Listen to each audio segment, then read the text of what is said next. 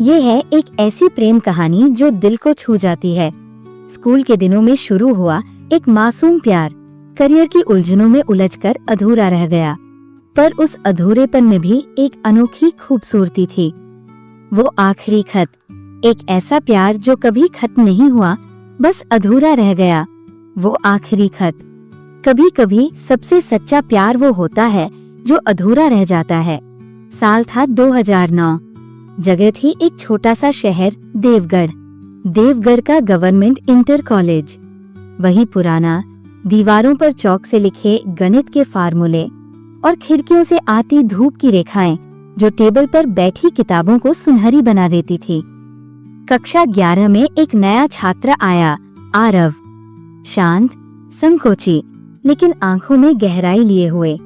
पहले ही दिन वो जब क्लास में आया, सबकी निगाहें पलट कर देखीं, लेकिन जो निगाह सबसे ज्यादा देर तक रुकी वो थी प्रेरणा। प्रेरणा स्कूल की सबसे होशियार, सबसे अनुशासित छात्रा। उसके बाल हमेशा जुड़े में बंधे रहते और हाथों में हमेशा एक कॉपी होती, कमिंग टॉपर्स, जिस पर गुलाबी स्टिकर चिपका रहता।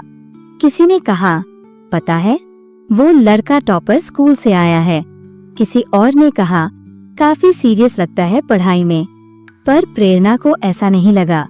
उसे उसकी आंखों में कुछ अजीब सा आकर्षण लगा, कोई दर्द छुपा हुआ, या शायद एक कहानी। धीरे धीरे समय बीता। क्लास टेस्ट, बायोलॉजी की प्रैक्टिकल्स और लाइब्रेरी की कतारों के बीच आरव और प्रेरणा के बीच दोस्ती होने लगी। वे साथ बैठने लगे, कभी लंच शेयर करना, कभी नोट्स। एक दिन स्कूल की बस छूट गई। बारिश हो रही थी। दोनों एक ही छाते के नीचे खड़े थे। प्रेरणा बोली, तुम्हें बारिश अच्छी लगती है? आरव ने मुस्कुराकर कहा, बारिशों में कुछ अधूरी सी बात होती है, जैसे जिंदगी। उसी दिन प्रेरणा को समझ आया कि वो आरव के लिए सिर्फ क्लासमेट नहीं रही। उस रात डायरी में उसने लिखा, उसकी चुप्पियों में जो बातें हैं वो किसी किताब में नहीं पढ़ी, शायद मैं उसके पन्ने बन रही हूँ। 12वीं क्लास में दोनों ने एक दूसरे को अपने अपने दिल की बात बता दी। स्कूल की कैंटीन में बैठे बैठे आरव बोला, पता है, जब तुम मुस्कुराती हो तो लगता है सब कुछ ठीक हो जाएगा। प्रेरणा हंसी और बोली, और जब तुम चुप होते हो तो मुझे डर लगता है कि कुछ टूटा तो नहीं। कसमों और वादों के साथ दोनों ने तय किया, हम साथ में करियर बनाएंगे, फिर शादी करेंगे। कॉलेज के लिए दोनों अलग अलग शहर गए। आरव दिल्ली में इंजीनियरिंग, प्रेरणा पुणे में मेडिकल। सालों तक चैट, कॉल्स, ईमेल्स चलते रहे। आरव हर जन्मदिन पर प्रेरणा को ब्लू कलर का पेन भेजता था, क्योंकि उसे वो रंग पसंद था। प्रेरणा हर परीक्षा से पहले उसे शुभकामनाओं की चिट्ठी भेजती थी, एक छोटे से लाल लिफाफे में। समय बदला, कॉलेज खत्म हुआ, नौकरियां लगी। आरव को बेंगलुरु में एक बड़ी कंपनी में प्लेसमेंट मिला। प्रेरणा एक सरकारी अस्पताल में डॉक्टर बन गई। अचानक जिंदगी तेज हो गई। कल कॉल करूंगी, आज मीटिंग है, थोड़ा बिजी हूँ। प्यार वही था, लेकिन अब शब्दों में नहीं, इंतजार में छुपा था।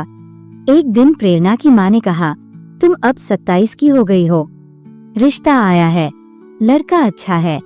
प्रेरणा ने मना किया, पर हर बार मना करना अब थकान बनता जा रहा था। 4 साल बाद आरव ने प्रेरणा को बरेली के एक कॉफी हाउस में मिलने बुलाया। वो आई, वही नीली साड़ी में, जैसी आरव को पसंद थी। आरव थोड़ा बदल गया था। अब वो पहले से शांत था, लेकिन आंखें थकी हुई थीं। कॉफी आई, दोनों चुप रहे।